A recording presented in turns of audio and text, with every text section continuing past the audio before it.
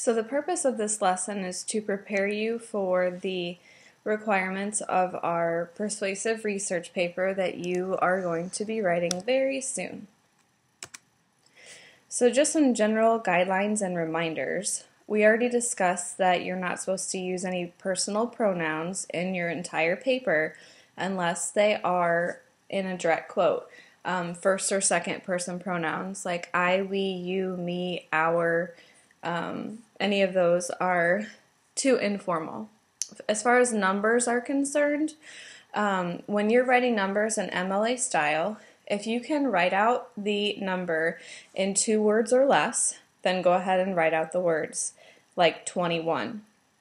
However, it would take you 3 or more words to write out the number, then use the numeral, like 317. That's 3 words, 1,567. That's 6 words, so you would go ahead and write out the numbers. You also would write out words that start the beginnings of sentences, or just reword the sentence so it doesn't start with a number. And as far as percentages are concerned, if you're giving the statistic for something, write out the word percent instead of using the percentage sign. Remember that you're supposed to be following the do not use list guidelines and avoiding tired and boring and redundant words. And just another reminder, you need to use at least 3 citations in each body paragraph, including the counter-argument paragraph. And at least one of those needs to be a direct quote, and at least one of them needs to be a paraphrased piece of information from research. So there are 3 different ways to write a hook, which is how you begin your introduction. Well, actually there's a lot more than 3, but there's 3 that I'm going to discuss here. You could use a thought-provoking quote, not a random one that's boring, but an interesting one that will catch your reader's attention. You could use a surprising fact or statistic, so don't start your paper with a fact that's obvious, that doesn't make people think, but something that they might not know would be interesting. Or you could begin with a description of a person, an experience, a setting. Sometimes when you describe something, it lures people in. So your hook should be anywhere from 1 to 3 sentences, but you want to try to keep it to no more than 3. Okay, so here's an example of an introduction paragraph. It says, when discussing how to create an ideal republic, the Greek philosopher Plato stated, our first business will be to supervise the making of fables and legends, rejecting all which are unsatisfactory. Ever since books were first published, there has been an effort to censor or ban published material that people deem unsatisfactory, but for insufficient reasons. Some parents claim they want to shelter their children, but other people think exposing students to real-world issues is healthy. Censoring and banning books is an invasion of Americans' First Amendment right and prevents students from learning about timely topics. Even though some parents want their children to stay away from controversial literature, those barriers should not be enforced upon the entire student body at any given institution. Therefore, schools should not be permitted to ban books from entire groups of students. Okay, so now what we're going to do is you need to go through and identify each part of the introduction paragraph by underlining each part with a different color. Okay, so the first part I want you to underline is the hook. Remember, that's the attention getter for the paper, and underline it in red. And please pause if you need to find the hook, and then press play when you're ready. The next part you need to underline is the bridge. Underline it in green, just as a little bit of background information. The bridge is the background information that the readers need to know to understand the controversy. Then you're going to underline the preview of the main point in blue, and the ideas that you're previewing should be the ideas in your body paragraphs of the essay, and you need to preview those in the same order that they will appear in your body paragraphs. And lastly, you need to underline your thesis statement in purple, which is the most important sentence of the entire essay because it is the main idea. It is the argument you're making, and usually it contains the word should. Okay, so here's the answer For the introduction, you should have underlined that quote in red because that's the hook. You should have underlined the bridge in green. That gives us some background about what the controversy is about banning books. And then the preview of main points is blue. So you can see the order in which the body paragraphs would be constructed. The first one would be about the invasion of the First Amendment right. The second one would be that it would prevent students from learning about timely and important topics. And the third one would be the counter-argument paragraph about parents protecting their children from literature. However, even though they have the right to do that, they shouldn't prevent everyone in a school from reading that literature. And then the thesis statement should be the purple one there at the end with the word should.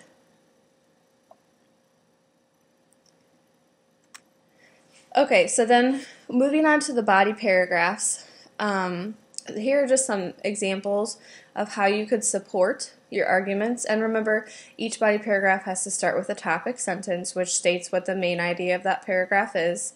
And then after that, you can use facts from research to support your topic sentence. You can use examples. You can use description of a situation, again, giving sensory details. You can use comparisons between two similar situations, or you could contrast two different situations. Those are both, 4 and 5 are both interesting ways to make a point in a paper. You can do hypothetical or rhetorical questions. Remember, rhetorical means that you ask it, but you don't actually expect anyone to answer. And hypothetical, you're just setting up a hypothetical situation, like a what-if type thing. For anecdotes, you can use those as support also. They're just brief stories with a point to them, and only like 2, maybe 3 sentences max for those. You could use testimony, which would be an expert's opinion from a print or a web source. You can do that with a direct quote or paraphrasing whatever they said. And then you can use an interview, but you can't go interview your peer. That wouldn't count as a credible source. You would have to interview a professional in the field. So if you're writing a paper about rocket science, Mrs. Kruse would not be the appropriate person to interview about that because her professional opinion is in the field of English, not biology or science or astronomy. Then the last one there is you could define a key idea or term if it helps to prove your point. Okay, so here's an example of a body paragraph. Mainly, banning books contradicts the First Amendment. The United States Constitution reads, "Congress shall make no law prohibiting the freedom of speech. Censorship does just that. Authors have the right to publish words and ideas that will open their audience's eyes to the reality of the world." Robert Cormier's novel, The Chocolate War, for example, has been banned in schools due to violence. Instead of protecting children from this content, teenagers who are prevented from reading the book are stripped of the harsh reality that hazing really does occur. When books are censored, readers lose the opportunity to decide what they believe about different aspects of life. Another book series surprisingly banned across the nation is Harry Potter. As best-selling author J.K. Rowling states, "You find magic, witchcraft, and wizardry in all sorts of classic children's books. Where do you start with censorship? Are you going to start with The Wizard of Oz? These people are trying to protect children from their own imagination." All points considered, censorship opposes Americans' right to free speech. Okay, now we're going to go through and identify the different parts of this body paragraph. Pause as necessary so that you have time to identify the different parts of the paragraph. Okay, so I want you to label the topic sentence by writing topic next to it and underline it in blue. Then label the supporting details and underline them in orange. And finally, label the closing sentence and underline it in blue. And we're doing blue again because the closing sentence is just a reiteration of whatever the topic sentence was arguing. And you need to do all 3 of these things before you look at the answer, please. So pause if you need to. Okay, so here's the answer. You see that the argument for this paragraph is that banning books goes against the First Amendment. And it's restated there at the end. All points considered, censorship opposes Americans' right to free speech. So it's the same point made in two different ways. And if you count, there are 3 internal citations, meaning research was cited 3 different times in this paragraph. The J.K. Rowling quote is from an expert. It's like an expert testimony, but it also has rhetorical questions in it. So it's like a double whammy there.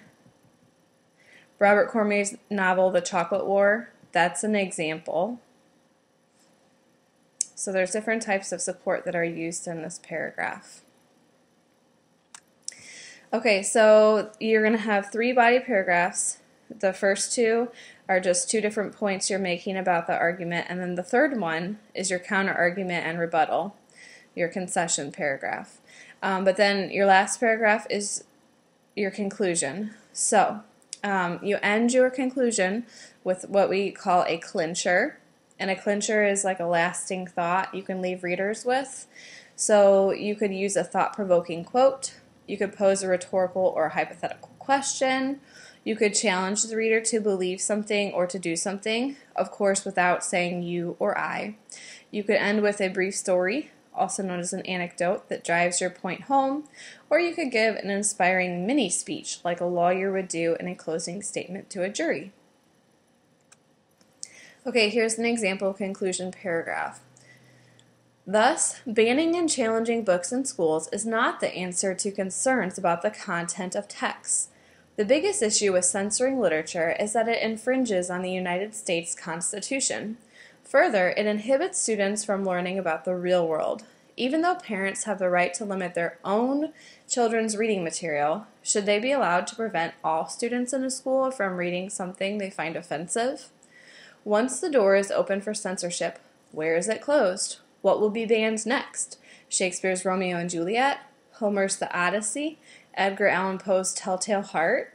If students can read about teen suicide without question, why should they be prevented from experiencing new and vibrant authors who are making an impact on the literature of the century? Censorship is a dangerous, slippery slope that quite simply serves to limit Americans' rights and freedoms. Okay, so first thing I want you to identify in this one is the thesis statement, and this again should be a paraphrased version of what it was in the introduction, so label it and underline it in purple. Secondly, find the recap of the 3 body paragraphs, the 3 main points that were previewed in the introduction, label them and underline them in blue, and make sure that they're recapped in the same order that they were mentioned in the introduction paragraph, because if they're in a different order, then something is wrong. And then finally, label the clincher and underline it in red. And if you haven't done all 3 of those things yet, please pause it before you look at the answer here next. Okay, so here's what you should have come up with. The restated thesis is the first sentence. There's 3 parts to the conclusion. The restated thesis is the first part. The second part should be the recap of the main points. Again, you can see it mentions the United States Constitution first, and then the fact that it prevents students from learning about the timely real-world concepts, and then third, it recaps the counter-argument and the rebuttal. And then the clincher for this one, because it has a lot of controversial, or rhetorical questions, I should say, is a little bit longer, and so this as a whole makes up the conclusion paragraph. So how did you do? Were you able to find and identify each part of those paragraphs? If you were, it will give you a lot better understanding of what needs to go in your own essay when you start writing it very soon. And that's all you need to know for today, except for the phrase that pays. So I think that for our phrase that pays for tomorrow, what you need to know is, she likes me for my body, because I just watched Cars with Jonah this morning, and I love Mater.